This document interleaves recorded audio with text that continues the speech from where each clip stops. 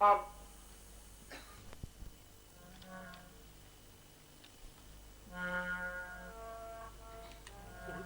my guru, my guru.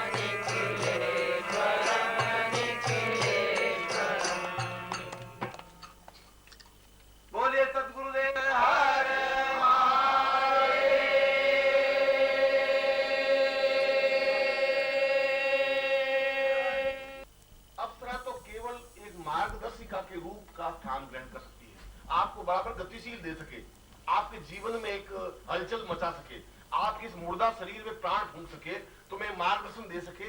जहां तुम उलझ जाओ, जहां तुम्हारी परेशानी आ जाए, जहां तुम्हारी बाधाएं आ जाए, जहां तुम्हें कोई रास्ता नहीं सूझ रहा हो, वहां तुम्हें रास्ता बता सके। इसलिए अप्सरा को 4 रूपों में स्पष्ट कहा है कि अप्सरा साधना से, अप्सरा जब भोजन कराती है तो बिल्कुल मां की तरह बन करके भोजन कराती है। मातृवत भोजन ही अप्सराम वाम प्रजायते। जैसे मां अपने पुत्र को अत्यंत प्यार के साथ भोजन कराती है, ठीक उसी रूप में वह साधक को भोजन कराती है और प्रेमिका के रूप में उसको आनंद प्रदान करती है। और यहां में शब्द, जहां प्रेम और प्रेमिका शब्द का या प्रेमी शब्द का उद्धरण कर रहा हूं, वो आज के इस घिसे पिटे शब्द का मैं उच्चारण नहीं कर रहा हूं। यदि मेरे पुरुष मित्र हो सकते हैं और उसमें कोई दोष नहीं है, तो स्त्री भी मेरी मित्र हो सकती है। ये तो तुम्हारी आंखों में वासना है कि तुम उसको किस रूप में देखते हो। ये तुम्हारे आंख की न्यूनता है, उसके शरीर की कोई न्यूनता नहीं है। यदि मेरे 10 मित्र हैं और पुरुष मित्र हैं और उसमें अगर किसी प्रकार की अड़चन नहीं है, कोई बाधा नहीं है, अगर मैं उससे बात करता हूं तो मैं किसी प्रकार से शरीर मेरा न्यून नहीं बन जाता या कमजोर नहीं बन जाता या कोई गड़बड़ी पैदा नहीं होती, तो अगर 10 स्त्री मित्र है तब भी कोई न्यूनता नहीं बन सकती। जिस प्रकार से पुरुषों के साथ व्यवहार करता हूं, उसी प्रकार से स्त्रियों के साथ भी व्यवहार कर सकता हूं। इसलिए जीवन में आनंद भौतिक सुखों से प्राप्त नहीं हो सकता है। पंखा लगने से आनंद नहीं मिल सकता, सुख मिल सकता है। सुख एक अलग चीज है। सुख तो मैं एयर कंडीशन लगा दूंगा तो सुख मिल जाएगा, सुख तो मैं अच्छे वस्त्र पहनूंगा रेशमी तो सुख मिल सकता है, अच्छा मिठाई खा लूं तो सुख मिल सकता है, आनंद नहीं मिल सकता। आनंद और सुख में डिफरेंस है। सुख हम खरीद सकते हैं, आनंद को खरीद नहीं सकते। अगर आनंद खरीदते तो सारे जितने बिजनेसमैन है वे सब आनंद मग्न होते। वे तो बहुत टेंशन में, खाना खा ही नहीं सकते पूरी तरह से। 1 रोटी 1.5 रोटी से आगे भोजन नहीं कर सकते, शक्कर वो खा नहीं सकते, घी नहीं खा सकते, नींद वो ले नहीं सकते। क्योंकि अगर पैसों से खरीदा जाता तो नींद खरीद लेते। वो करवटें बदलते हैं और गोलियां लेते हैं, 2-2 गोलियां, तब जाके नींद आती है। पैसों से नींद नहीं खरीदी जा सकती, पैसों से भूख भी नहीं खरीदी जा सकती। कोई 4-6 रोटियां दाल में और दही में चूर के खा ले, संभव नहीं, उनके लिए संभव नहीं है। क्योंकि पैसों से भूख प्राप्त नहीं हो सकती और पैसों से आनंद भी प्राप्त नहीं हो सकता। आनंद की अनुभूति मित्र के माध्यम से प्राप्त हो सकती है। और इसीलिए अप्सरा को मित्र के रूप में ही एहसास किया है, पुरुष के लिए भी स्त्री के लिए भी। स्त्री उस साधना को करके एक अपना मित्र प्राप्त कर सकती है, पुरुष भी उसकी साधना को करके और एक मित्र के रूप में प्राप्त कर सकता है। उस मित्र में और उस मित्र व्यवहार में किसी प्रकार की आंख में न्यूनता नहीं है। अगर आंख गड़बड़ है तो फिर आपकी गड़बड़ है, उसकी आंख में कोई न्यूनता नहीं है, गंदगी नहीं है। अगर मैं तुम लोगों से एकांत में बात कर सकता हूं, किसी स्त्री से भी बात कर सकता हूं, तुम्हारी आंख में गड़बड़ है तो तुम सोचोगे गुरुजी क्या बात कर रहे हैं, और तुम्हारे मन में 20 सांप कूदेंगे, दौड़ेंगे, जरूर कोई कोई बात है, गुरुजी वहां अकेले खड़े खड़े बात कर रहे हैं, गुरुजी कोई गड़बड़ नहीं है। उस लड़की में भी कोई गड़बड़ नहीं है, गड़बड़ तुम्हारे हृदय में है। तुम्हारे अंदर की जो वासनाएं उछल उछल के बाहर आ रही हैं और वो तुम्हें व्यथित कर रही है, परेशान तुम्हें कर रही है। उसको बेचारे को पता ही नहीं वो बात, वो तो सीधी साधी बात कर रहा है, वो पूछ रही है, वो जवाब दे रहा है। एकांत है तो उसमें क्या आपत्ति होगी? एकांत में बात करने से, कमरा बंद करके बात करने से क्या फर्क पड़ जाएगा? क्योंकि किसी का आलोचना करने का बड़ा सुख है। वो उसको कहेगी, वो उसको कहेगा, वो उसको कहेगा, इस मोहल्ले में 15 मिनट में ठेठ पूरे जोधपुर में पहुंच जाएगी बात। यह एक सुख है, दूसरों की आलोचना करना और दूसरों पर दोषारोपण करने का भी एक सुख है कि जरूर कोई बात तो गड़बड़ कर दे। उसने कहा तूने तो देखा नहीं, कल मैंने देखा। देखा उसने कुछ नहीं, कोई तकलीफ नहीं हो रही है। भगवान विष्णु को कोई तकलीफ नहीं हो रही है, विष्णु और रुद्र को तकलीफ नहीं हो रही है। अगर वशिष्ठ विश्वामित्र को तकलीफ नहीं हो रही तो फिर तुम्हें भी तकलीफ नहीं हो सकती, तुम्हारी पत्नी को भी तकलीफ नहीं हो सकती। इसलिए उस अप्सरा साधना पुरुष के लिए उतनी ही महत्वपूर्ण मान्यता है, वो गाइड करती है। ये ठीक नहीं है, जो आपको करना चाहिए, ये इस बुद्धि को इस प्रकार सुलझाना चाहिए।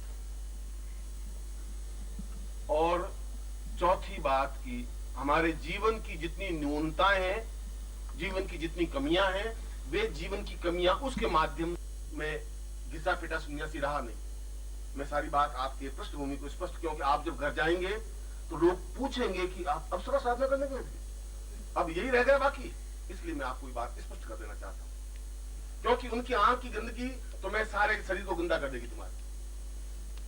वो कहेंगे कि पहली बार सुना, ऐसे कैसे गुरुजी तुम्हारे अप्सराएं साधना करवा रहे, कितनी अप्सराएं आई भैया। अब तुम क्या जवाब दो? इसलिए मैं उस समय भी संन्यास जीवन में था तो मैं घिसा पिटा सन्यासी रहा नहीं। एक हाथ में मेरे कमंडल था, एक हाथ में कैमरा था, और सन्यासी वहां हिमालय के सन्यासी एकत्र होकर के ये कहा कि ये सन्यास धर्म के विपरीत है, कैमरा नहीं हो सकता सन्यासी के पास। मैंने कहा कैमरे से मेरा सन्यास धर्म खंडित कहां होता है? कैमरा अगर मैं लटका देता हूं, हिमालय के अच्छे चित्र खींच लेता हूं, तो इससे मेरा सन्यास धर्म कहां खंडित हो गया, मेरी साधना कहां खंडित हो गई? नहीं, ऐसा तो हो ही नहीं सकता। मैं क्यों नहीं हो सकता? अगर मैं कमंडल नीचे रख करके 4 चित्र हिमालय के खींच लेता हूं, सूर्योदय के खींच लेता हूं, तो कहां मेरी साधना में न्यूनता आती है? मगर उनके गले बात उतर नहीं रही थी। और जब साधनाओं की पूर्णता करके, ब्रह्म साधना संपन्न करके जब सिद्धाश्रम में गया, तो उस समय सिद्धाश्रम एक शमशान की तरह था। शमशान की तरह का मतलब यौं, कोई आवाज नहीं, कोई हलचल नहीं, कोई चेतना नहीं, बस वो सन्यासी बैठे लंगोट लगाए हुए, आंख बंद किए, 2 साल से साधना कर रहे हैं, आंख बंद किए ध्यान लगा रहे हैं। वो 3 साल से समाधि है, किसी की 5 साल से समाधि है। इस जगह अपन जिंदा नहीं रह सकते कि आंख बंद करके 3-3 साल 2-2 साल अपन नहीं बैठ सकते। ये संभव नहीं है, ये उचित नहीं है। ये सिद्ध योगा झील है, इतनी सुंदर स्फटिक की नावें हैं, ये सिद्ध योगा झील में स्नान करने का एक आनंद है, एक तृप्ति है, एक संगीत है, ये सब ये कैसे होगा?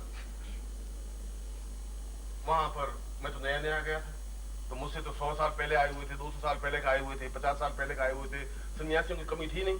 मगर सन्यासी सब रूखे सूखे हुए, गाल पिचके हुए, और एक लंगोट लगाई और बैठे, कोई वहां बैठा, कोई वहां बैठा, कोई वहां बैठा, वो इससे बात करे नहीं, वो इससे बात करे नहीं। 2, 4, 5, 6 दिन बीत गए। मैंने कहा कि ये सिद्धाश्रम तो नहीं हो सकता। अगर ऐसा सिद्धाश्रम है तो फिर मेरा शिष्य कोई जा ही नहीं सकता वहां, क्या करेगा जाकर? मैंने 2-4 सन्यासियों से पूछा, मैंने कहा कि ये सिद्धाश्रम जिसके बारे में लोग इतनी तपस्या करते हैं, इतना प्राण सुखा देते हैं, इतनी पंचाग्नि करते हैं, फिर यहाँ पहुंचते हैं तो ये सिद्धाश्रम आपने भी देखा नहीं, यही सिद्धाश्रम है। मैंने कहा इस सिद्धाश्रम में तो कोई हलचल नहीं है, कोई चेतना है ही नहीं। उसमें हलचल क्या होता है? ध्यान लगाना है, साधना करनी है, मंत्र जाप करना है।